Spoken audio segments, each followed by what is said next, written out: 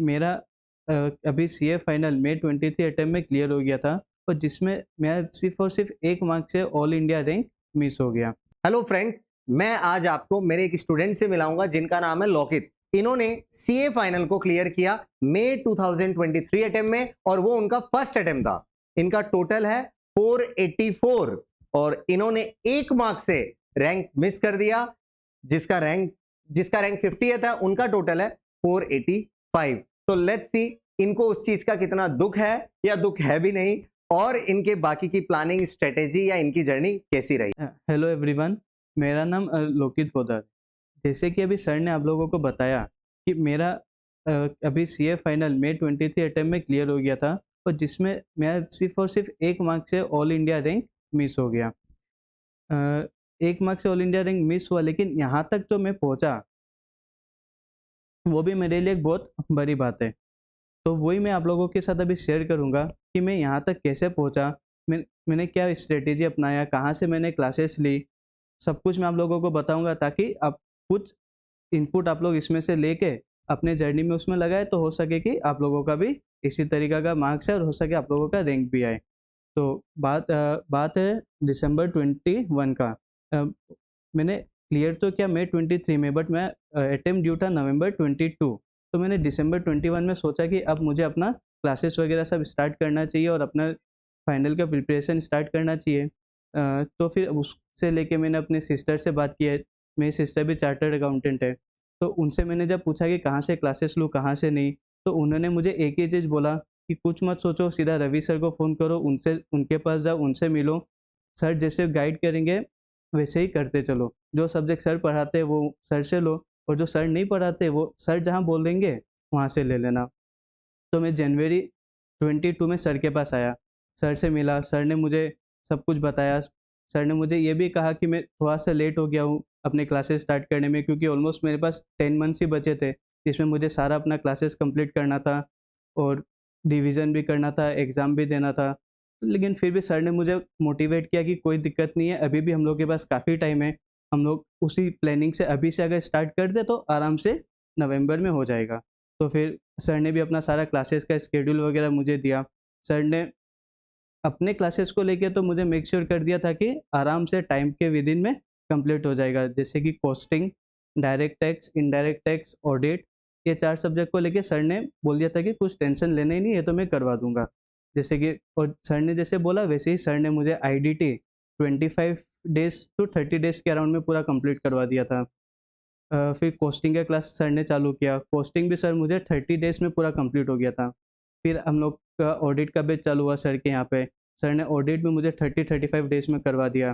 फिर आया direct tax. Direct tax भी सर ने 2 महीना, ढाई महीना में कंप्लीट करवा दिया था और सिर्फ़ सर ने क्लासेस ही नहीं करवाया। क्लासेस के साथ-साथ जितने भी पेपर थे, आरटीपी, एमटीपी वगैरह सब कुछ। इनफैक्ट मतलब सर ने इस तरीक़े से करवाया था कि क्लास के साथ ही रिवीज़न करना, क्लास के साथ ही सारा पेपर वगैरह सॉल्व करना, सब कुछ सर ने हमें क्लास में करवा दिया था। और साथ ही साथ बाकी जो सब्जेक्ट बच गए, जैसे एसएफएम, लॉ, ये इसके सर ने मुझे गाइड कर दिया था कि किन-किन टीचर से लेना है। सर ने एक ही चीज़ बोला था कि उन्हीं टीचर से क्लासेस लो, जो कम आवर्स में पूरा कंप्लीट करवा दे, ताकि मेरे पास और खुद से पढ़ने के लिए, सेल्फ स्टडी के लिए टाइम बचे। तो मैंने वैसे सारी क्लासेस लिए।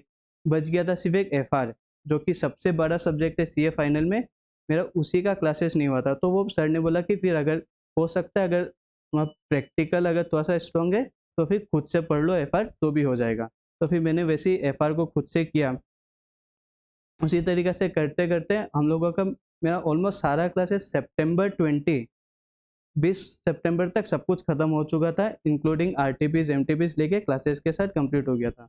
बस बचा था तो थोड़ा-सा एफआर में ही कुछ-कुछ बचे थे। उसके बाद सितंबर 20 में क्लासेस कंप्लीट हुए, फिर ऑलमोस्ट अक्टूबर फर्स्ट वीक आते-आते, मेरा अटेम्प्ट नवंबर 2 में 22 में ड्यू था। अक्टूबर फर्स्ट वीक आते-आते कुछ एक इंसिडेंट हुआ मेरे साथ। अ, हुआ ऐसा कि मैं जिनके लिए ये सब कुछ कर रहा था, जिनके लिए पढ़ रहा था, उनका डेथ हो गया, मेरी मम्मी का। तो फिर मैंने सब कुछ छोड़-छुड़ा के almost 3 to 3 and a half months जनवरी तक कुछ भी नहीं पढ़ा, एग्ज़ाम भी नहीं दिया। तो इस बारे में मैं ज़्यादा नहीं कहूँगा। फिर मैंने जनवरी में वापस फिर अराउंड 15 जनवरी को के आसपास मुझे वापस आया ऐसा कि मम्मी भले ही नहीं है तो लेकिन मुझे उनके लिए ये करना तो है ही है, चाहे कैसे भी हो, मैं करके रहूँगा, एक बार मैं करूँगा, विथ ऑल इंडिया रैंक मुझे करना है। सब कुछ मैंने सोचा, फिर वापस उसी दिन मैंने रवि सर को फ़ोन किया। तो सर ने कहा कि जो मेरा पेंडिंग रह गया था उस टाइम कि एफआर में मेरा कुछ-कुछ था जो पेंडिंग था। तो सर ने कहा कि सबसे पहले तो एफआर कंप्लीट कर लो, जो पेंडिंग है वो और उसके साथ-साथ जो हो चुका था वो, दोनों को लेके एक बार कर लो, 15 दिन का टाइम लेके। तो फिर मैंने वैसे ही किया, सबसे पहले एफआर कंप्लीट किया। फिर जब मैंने रिवीजन स्टार्ट किया 1 फरवरी से सारे सब्जेक्ट का, तब मुझे जिनसे भी पूछा था तो सब लोग यही कहते थे कि एटलीस्ट 3 रिवीजन तो चाहिए हर सब्जेक्ट का निकालने के लिए, एग्ज़ाम क्लियर करने के लिए। लेकिन फ़रवरी, मार्च और अप्रैल 3 महीने में 3 रिवीजन करना सीए फाइनल का मुझे पता था कि पॉसिबल नहीं है। तो फिर मैंने पहला दिन ही डिसाइड कर लिया था कि रिवीजन तो सिर्फ़ मुझे 2 ही करने मिलेगा और उसी में ही इसी तरीक़े से रिवीजन करने के 3 से बेटर हो जाए। तो फिर जब मैंने पहला रिवीजन किया, उस टाइम ही मैंने इस प्लानिंग चालू कर दी थी कि कैसे मैं एग्ज़ाम से पहले 1.5 दिन में इस सब्जेक्ट को रिवाइज़ करूँ। आज जिस सब्जेक्ट मुझे 1 हफ़्ता या 10 दिन लग रहा है, उसको कैसे मैं 1.5 दिन में कंप्लीट करूँगा। तो वैसे फिर मैंने फर्स्ट रिवीजन अपना कंप्लीट किया। उसी तरीक़े से फिर मैंने फर्स्ट रिवीजन में जितना टाइम लगा उससे आधा टाइम लेके फिर मैंने सेकंड रिवीजन कंप्लीट किया और दोनों रिवीजन मैंने अराउंड 10 अप्रैल के आसपास कंप्लीट कर लिया था। उसके बाद फिर मैंने वापस सर से बात की कि अब क्या करूँ? तो सर ने मुझे कहा कि एक बार सारे सब्जेक्ट्स का 1.5 दिन का टाइम लेके पढ़ो उसको, फिर उसका एक-एक पेपर सॉल्व करके देखो। अब सारे सब्जेक्ट्स में सर ने मुझे एफआर और इलेक्टिव ये 2 को छोड़ के बाकी 6 सब्जेक्ट्स के लिए ये चीज़ करने कहा था क्योंकि एफआर में तो हमें सबसे पहला एग्ज़ाम होता है तो 1.5 दिन का कोई टेंशन है नहीं और इलेक्टिव में कोई ज़रूरत मतलब लगा नहीं कि उसको भी लिख के प्रैक्टिस करूँ 1.5 दिन टाइम देके। तो फिर मैंने वैसे ही 6 सब्जेक्ट्स का एसएफएम और एसएफएम से लेके आईडीटी तक सारे सब्जेक्ट्स का उसी तरीक़ा से किया। 1.5 दिन पढ़ता था, 1 सब्जेक्ट लिखता था।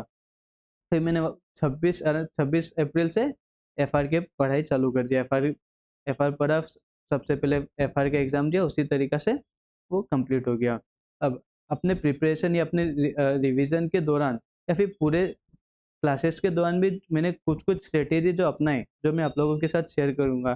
सबसे पहला था क्लासेस को लेके। क्लासेस में पहले से ही ये डिसाइडेड था कि कम टाइम पे पूरा क्लासेस को कंप्लीट करना है।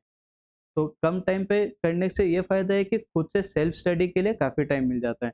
और एक जो अगर सपोज़ एक सब्जेक्ट को मैं 20 दिन में कंप्लीट कर रहा हूँ, तो उस 20 दिन के दौरान अगर मैं एक ही सब्जेक्ट पढ़ रहा हूँ, तो उस सब्जेक्ट में पूरा लिंक्ड रहता है। उसी सब्जेक्ट्स को अगर मैं 2 महीना या 3 महीना लगा के करूँ, तो मैंने स्टार्टिंग में क्या पढ़ा था, लास्ट के क्लासेस में आते-आते वो कुछ भी याद नहीं रहता।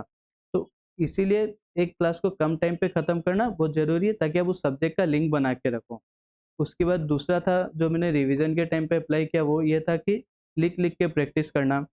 कुछ भी सब्जेक्ट पढ़ो, चाहे वो थ्योरी हो, चाहे प्रैक्टिकल हो, उसे लिख के प्रैक्टिस करना, सब कुछ लिख के करना। उसके बाद था जभी भी रिवीजन करो तो उस 1.5 दिन को याद में रखते हुए करो कि उस 1.5 दिन में मैं कैसे इस सब्जेक्ट को करूँगा, जिसके लिए आज मुझे 10 दिन लग रहा है, उसको मैं द डेढ़ व 1 एंड हाफ डेज़ में कैसे कंप्लीट करूँ।